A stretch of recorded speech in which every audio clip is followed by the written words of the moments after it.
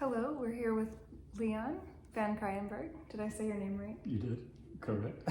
And Leon is an expert in so many things, namely sacred geometry, and he's going to tell you a little bit more about what he does, the work he does, the artwork that he provides to the world, and we're just so excited to be having these conversations where we're focusing on different modalities of healing. Wonderful. Yeah, let me introduce myself. I am Leon van Kraayenburg. I've been an honest student of the Tibetan teachings for 20 years now, although these teachings were first revealed to me by my father when I was 17 or 18. And interesting enough, the same teacher that I studied was my father's teacher. And these are the true masters of the Tibetan Himalayas. This is pre-Buddhism. I mean, these teachings go back 5,000 years. And it was really as a result of these teachings that led me into sacred geometry. And that revealed a whole new world to me. I was just exited the corporate world, not voluntarily, lost my job with 197 other people. I was a chief executive, and the biodiesel industry crashed. But at that time, I was wishing to leave the corporate world anyway so that I can proceed with my teachings of metaphysics and my healing practices. Anyway, the universe decided they were going to kick me out sooner than I anticipated. So what a great experience that was. But I was invited to an event in Mount Shasta right after I was terminated by my assistant.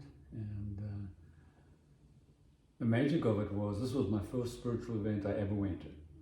I'd never been to a spiritual gathering before. And this was at Mount Shasta, a beautiful venue. The energies there in Mount Shasta are just profound. And that is where, for the first time, I learned what sacred geometry was. I had no clue before that what sacred geometry was. I didn't even know who Archangel Metatron was at that time. Mm-hmm. And shortly after the event, it was a 5-day event, I was guided to study sacred geometry. I'm very clairaudient, so I hear well. And I listened to that voice and I just started learning sacred geometry. But the message was, learn it simply. The way they put it to me was, listen, observe, and draw. That was my instruction. And that's how I learned sacred geometry. I did not go into studying the angles or all these sort of things. I simply did observe the structure because we innately know these structures. They've been in our DNA since the beginning. Wow. And so, and the simplicity of it was that I just started drawing the flower of life over and over and over again. I had to have drawn it with a compass 100 times. Oh my goodness, can you imagine? And each time I drew it, something new was revealed to me. Wow. I started having these incredible dreams and visions. And then I learned to extract Metatron's cube in the flower of life. And from Metatron's cube, you can extract the platonic solids. And so I started extracting these platonic solids, which are 5 structures, which are the only 5 structures mathematically that are equilateral in nature. No other way can you produce anything more than these 5 structures equilaterally. So it's a 3-sided pyramid, everything's equilateral, the faces are equal, the angles are equal, the faces are equal. Same as the octahedron, which is the second platonic solid. Same as the cube, everybody knows the cube. The hexahedron, and then there's the icosahedron. There's 15 faces of equilateral triangles, and then the dodecahedron. And each of these platonic solids represent one of the elements, earth, air, wind, fire, water. And dodecahedron represents the ether. And the ether from the Tibetan teachings is the infinite incubator of manifestation. It's where all thought form goes. Our thought form first goes into the atmosphere, then into the astral, then it goes beyond the astral into this incredible infinite space. Wow. And thought form never terminates. unless it just runs out of steam. Meaning if I send a loving or compassionate thought out there and I complement it with another compassionate, loving thought, it kind of multiplies. It's electromagnetic in nature. And I'm here to share with everybody just how powerful thought is. When we have a thought, like my thought in speaking to you, the thought's actually coming before I'm speaking to you. But if you were clairaudient and I didn't speak, and you could hear me in the mind's eye, my thought is traveling to you at 186,000 miles per second, speed of light. Okay? You're hearing my voice at 700 miles per hour. Wow. I mean, that's staggering. I mean, this is how staggering the universe is. To think that my voice from here to you has traveled at 700 miles an hour. Right. And you're not blowing off your feet. And even more staggering that the thoughts are infinite, I mean, not infinitely, but, you know, exponentially faster. Oh, and this being definitely needed to hear that. Yeah. Thank you. And what's incredible too is if we have a single loving thought in 1 second, because it's traveling at the speed of light, we've covered the earth 7 times. We've blanketed the earth 7 times in 1 second with a loving thought. Yeah. It's beyond incredible.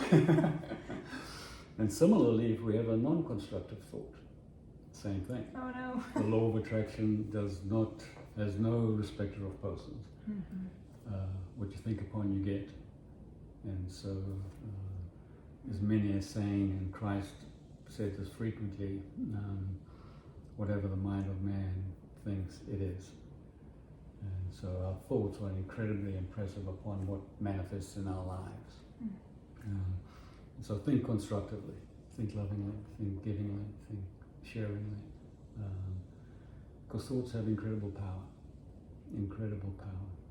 And so when we wish to aspire on manifestation, we want to be very clear on our thoughts. And a lot of people struggle with that. They struggle with gaining clarity of what they wish to manifest. They know what they don't wish to manifest. But we don't want to not know what we don't want to manifest. We want to know what we want to manifest. Right. Because the more we put attention on what we don't want to manifest, the more the universe gives us of that, what we don't want to manifest. Oh, yeah. Right. Yeah.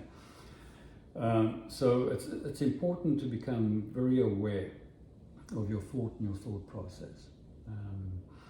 And it's quite simple, you know, I mean, feel in your heart, you know, reflect for a moment. If you've spoken something to somebody, how would you feel in what you said to that person if they said that to you? And so if the feeling is good, then you're on the right track. Yeah, this really speaks to, you know, these ideas of forgiveness, and when we do it, when we forgive people, we don't necessarily have to even say something to the person. We can maybe when we want to, but we don't have to go in that moment and say, hey, you know, I forgive you. You know, we can say it in the mirror, we can say it to ourselves. We can say, hey, I forgive that person for this, you know, for anything that happened. Right. And maybe later we'll have the chance to speak to them, or maybe we won't, but either way.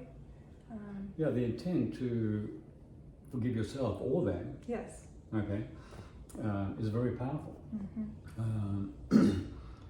Because Creator forgives instantaneously and spontaneously. Creator holds nothing against us. And so we, in being like-minded, manifested in the image and likeness of Creator, we have those attributes. And so we need to aspire to realize those attributes. Those are all our attributes. Because Creator has manifested itself in its creation. You've heard the expression omnipresent. What does omnipresent really mean? There is not a subatomic particle in this universe that is not God. So even this incredible ether, the heavens, the stars, the universe, it is all God. And so there's not a single space that's not God. Every particle in your being is God. Not of God, is God. Because there is nothing that is not God. And so when we realize some of these fundamental principles, we start being kinder to ourselves, number one. And that's where it starts, in being kinder to others. But you bring up a good thing on forgiveness. There's an old expression, forgive and forget. True forgiveness is forgetting. So that forgiveness never ever arises again. Yes. That is true forgiveness. Yes. Right. And that goes so much for the self. So if you're attempting to forgive yourself on something, take a moment, if it keeps coming up, that you truly haven't forgiven yourself. And so it'll show up in different ways though. Yes. Now it masks itself, it shows up in different ways, basically saying to you, you haven't recognized, resolved this thing yet. You know, and that's what's wonderful about the universe. It's giving us tools every single moment for us to make a conscious choice to change what we're experiencing.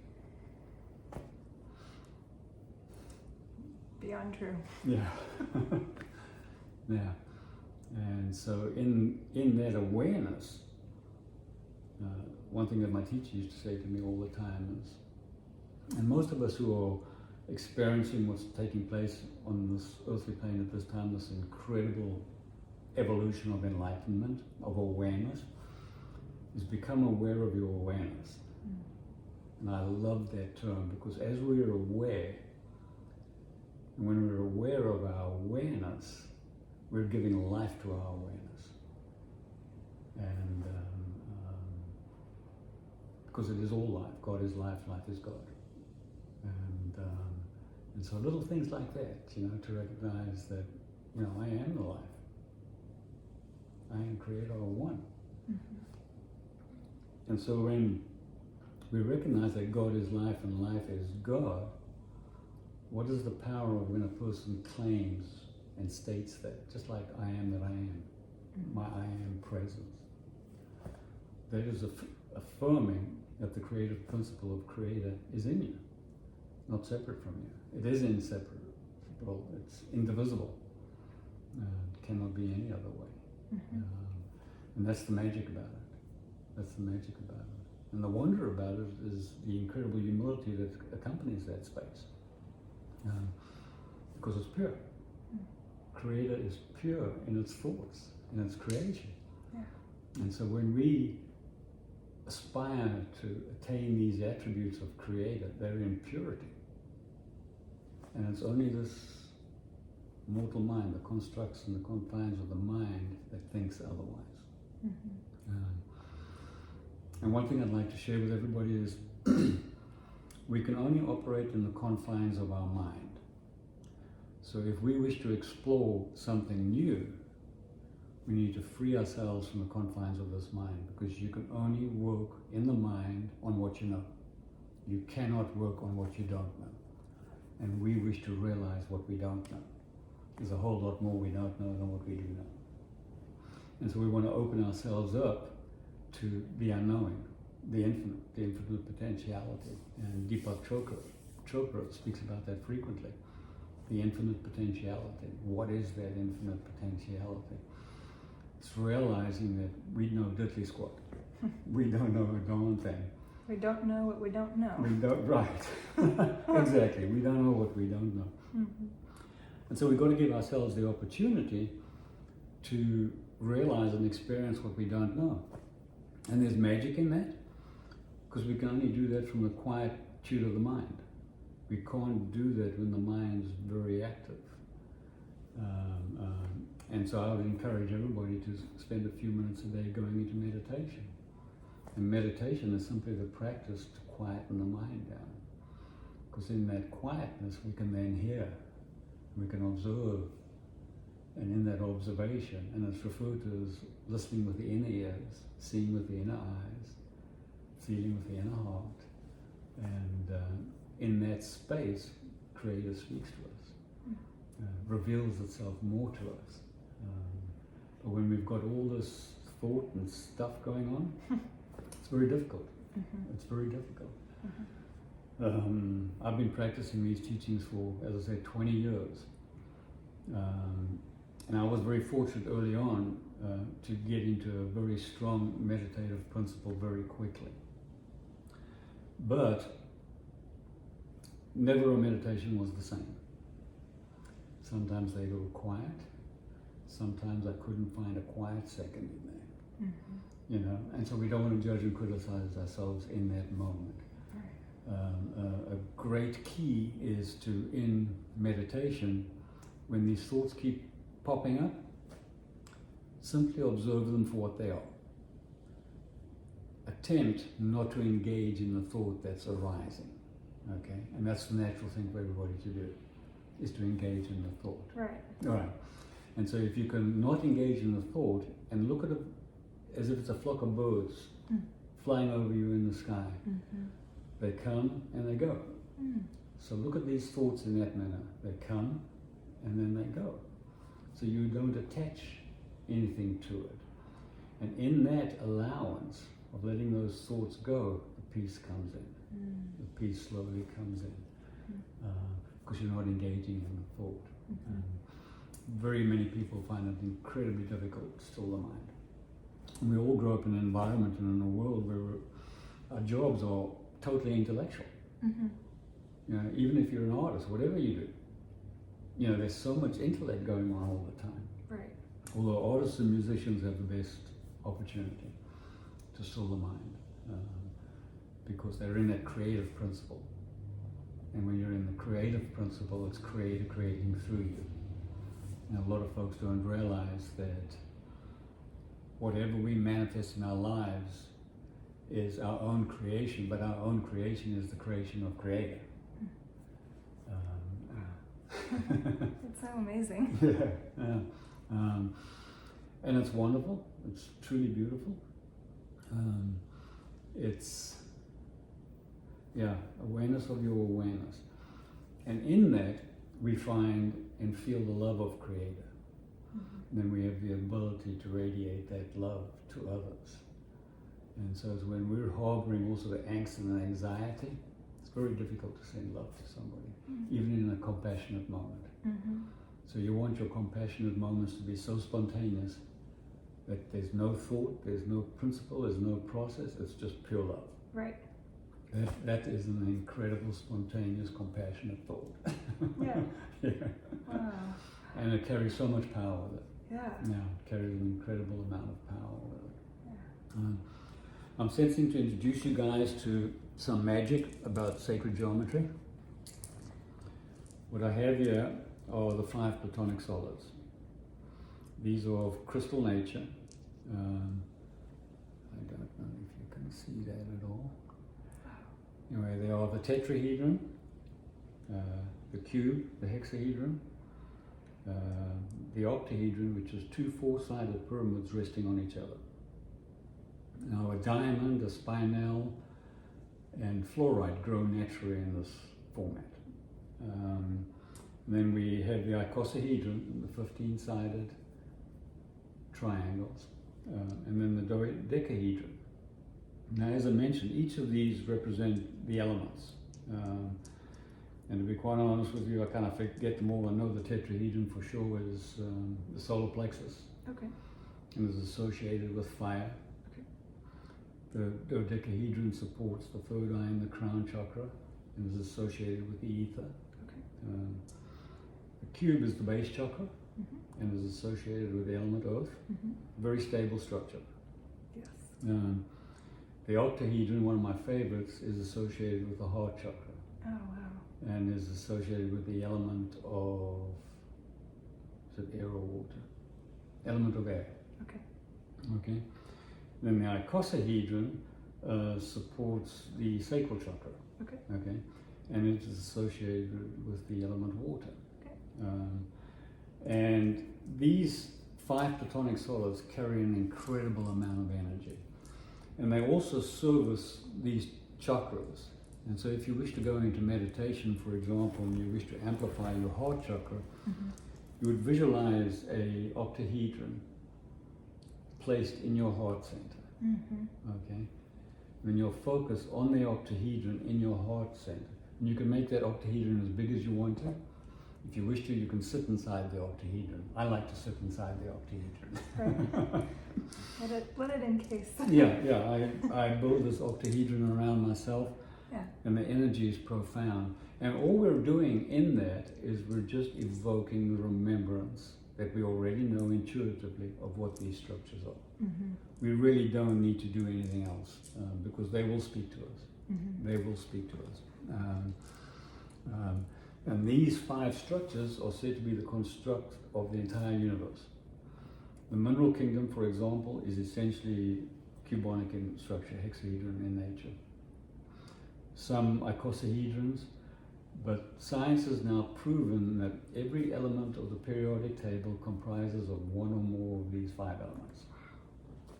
Wow. And science has now proved that these are the 5 principal structures of all that there is in the universe, which is amazing. And these structures were first identified by Pythagoras.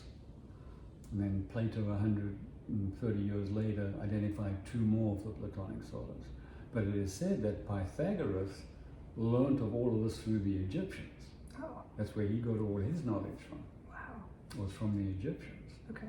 And so this is not new stuff. This has been around for a while. Mm-hmm. The flower of life, they are depictions of the flower of life in ancient times in the pyramid of Osiris, I believe it is, in the pyramid of Giza. And all over the world you'll find ancient drawings of the flower of life. 90% of them are the first 19 circles. But today it's become very evident because in those first 19 circles they had the petals of all the outer spheres visible. And in order to see the petals visible in those outer 19 spheres, you have to add 2 more layers. Mm-hmm. Otherwise you can't see the outer petals. Right. So there are actually 61 circles in the flower of life. Okay. And within the flower of life we have the seed of life. And it's from that flower of life structure that we can extract Metatron's cube. And it's in Metatron's cube where we see all these Platonic solids. Okay, right. All right. Right. And I would encourage you to draw the flower of life, to take a moment to extract Metatron's cube. Basically, you're connecting 13 circles within the flower of life to each other, and that's Metatron's cube. That's how simple it is. But when you draw this a number of times, the energy that accompanies it is just profound. It is just profound. And people can do that by taking something as simple as a cup or like a bottle cap even, Yeah. and just tracing the And circle. just tracing it. Yeah, And you don't have just- a compass, just trace a chord or whatever. Wow. Yeah, yeah. That's And I'll be glad to share a template with you, Okay. so people can just practice with it. Because there's magic in it. And it was as a result of me immersing myself in these structures and drawing them over and over again, that's when I started getting all these visions. They got so complex, I said to the universe, I can't hand draw these anymore. I said, give me a tool so that I can articulate what I'm seeing in my mind's eye. And that's when I came across a fractal program. And a fractal program is nothing than sacred geometry. A fractal program is taking a dot, for example, and applying mathematic sequences to it in symmetry. And you create all these incredible structures. wow. And so all my drawings and all my art are built in layers, taking that dot and applying mathematical sequences to them. And that's when it was revealed to me that my art is the sacred DNA keys, meaning that all my art activates the DNA. Oh my goodness. Just imagine how, I mean, that just, and it's hard to imagine how, because our mind, it's like can't handle how healing that is. You know, the mind doesn't know, Yeah. but the heart does. Oh, the heart knows, that's the thing. And the heart. body knows. And Right, the intuition, that innate wisdom knows this. And so over 2 years I developed 64 fractal drawings, which I have in an oracle deck. I was given very specific instruction not to attempt to explain the fractal drawings. Okay. Because I wanted to sit down after I'd finished the 64 cards. Mm-hmm. That's another story in itself. I originally did 50 cards, or 52 cards. Then the voice from heaven said, no, you need to do 64 cards. Mm-hmm. And I said, okay, so I did 64 cards. Mm-hmm. After I finished the deck and finished all my inspiration messages, I came back to the States because I did this all in South Africa. And somebody handed me a book called The Gene Keys. I forget the name of the author. So I went to the back of the book to see how many gene keys he had. And they were 64. Then I went back to see why he had 64 gene keys. There are 64 codons in the DNA strand.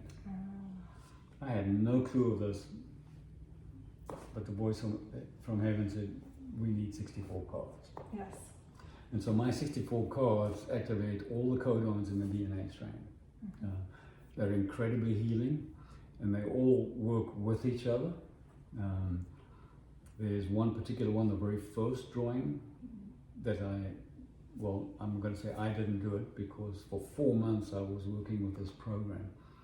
Incredibly frustrated because I couldn't get what I was seeing in my mind's eye to come into graphics. So I went into meditation that night, came out, picked up my computer. I was working 16 hours a day on these drawings to attempt to create this first drawing. And I opened up my computer and I hit something. I don't know what I hit. And this incredible drawing appeared. Oh my goodness. This incredible drawing appeared. Oh my goodness. And for 3 months I stared at this drawing. Tears just streaming down my face because I felt the incredible magnitude and power of this drawing. And then after that I was told that that drawing, which is now the 33rd card in the deck and is called Awareness, that drawing was the foundation and template for all the other drawings. And they're magical. They're pure magical, if you allow. Yeah. So explore sacred geometry drawings and sacred DNA keys. They're very healing. They're eye-opening. They actually still the mind. They help in meditation. And so when you go in to do something intentional, like you're busy with a project, it's always good to set an intention. And the same as meditation, it's good to set an intention, okay? Because that intention is kind of like a prayer, okay? So when you set that intention, you've now got a focus point for what you want to do. One of the scripture's teachings of Christ was that it is the Christ consciousness that conquers. Okay? The Christ consciousness is the God consciousness in man. And one of the things that came to me at times when I was really struggling to quiet my mind in meditation was to embrace the consciousness of God, which is manifested in me, and conquer that nut of mine, you know? And it was amazing just by affirming that the consciousness of Creator is my consciousness, that I could still my mind just like that. That intention. That intention it's incredibly powerful. Intention is very powerful. But remember, on intention, to follow it up with attention on your intention. Because if you just state an intention and don't do anything with it, it's just an intention. So follow up with attention on your intention and follow it up with action on the attention of the intention. Wow. Yeah. And that puts it all in motion. Yeah. And then you're feeding that into the incubator of manifestation. Yeah. You're amplifying your initial thought and intention. Yeah. Got some magic behind it. And it makes so much sense. Yeah. And so it's a true gift to be able to share all what has been revealed to me. I can't claim any credit for this. It's clearly not me. I am a conduit. I've studied diligently and applied myself diligently to be a conduit for this work. And that's what we are. We are instruments for Creator's work. And so allow your instrument, which is a gift from Creator, to be all that it can be. Yeah. And allowance is a big thing. Allowance is a big thing. And that brings to mind, allowance is like giving and receiving. Because when you allow, you receive, and in that receiving, you share that inspiration with others. So giving is receiving and receiving is giving. It's one and the same. It's not separate. And so in that allowance, allow yourself to be filled with the love of Creator. You know, allow yourself to be filled with inspiration. Allow yourself to be filled with all the attributes that you assign Creator. And if you don't know if you assign Creator attributes, make a list. Who, what is God to me? Who, what is Creator to me? You know? Because those attributes are given to us as our natural blueprint. I mean, the Tibetan, true masters of the Tibetan Himalayan say, we are all born angels. It is only our circumstances and our environments that strips away the remembrance of us being born angels. And they say we need to ask ourselves the question. We're running out of time? Oh, it looks like there's plenty of time and everything. So. Okay.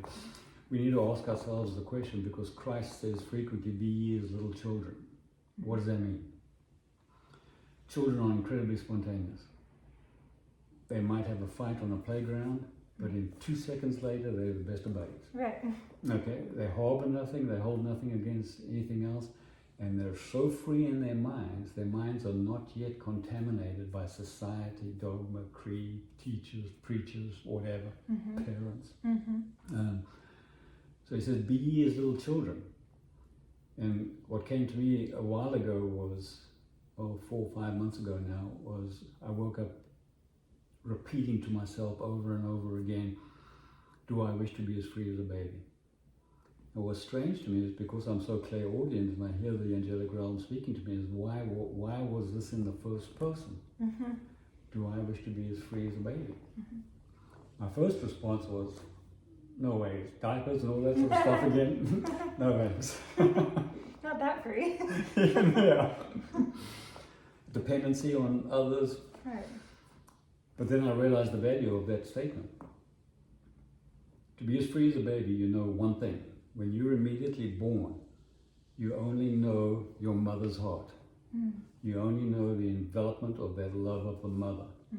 So place yourself in the arms of Creator in that moment as a baby and allow the envelopment of Creator to embrace you and to be free for the complete expansion of Creator within you. Yeah, and those times that, for me personally at least, it's like, you're there, you're just letting that love wash over you, and I mean, there's nothing better. It's like it's euphoric. Yeah, those moments of like, there's nothing needed, there's nothing missing, everything's complete, everything just feels like, and so wow, to cultivate that was. Yeah, cultivate that. Yeah, it is. And it sounds like it's always there. It is always there. All we've got to do is go and get it. That's all we have to do is we have to just go and get it. Or like you said, allow it. Allow it. Yeah, allow it. And ponder upon that question, do I wish to be as free as a baby? Because truly, consider this for a moment. If you had no memory, okay, and somebody said something nasty to you, you wouldn't react. Because you don't have a memory to associate to what that person's saying for any form of reaction. Right. Wow. You're free.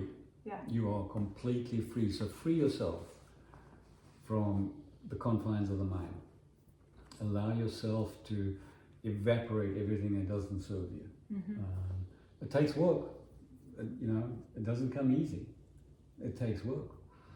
But every time you watch that flock of birds fly over and just leave you, invoke within yourself never to return, to evaporate into nothingness, never to return.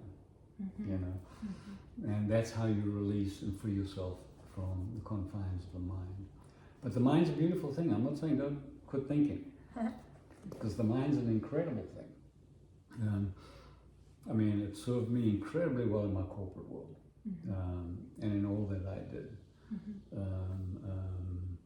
But what's so powerful and beautiful right now is like our meeting today, purely spontaneous. We're speaking from the heart and we're sharing from the heart.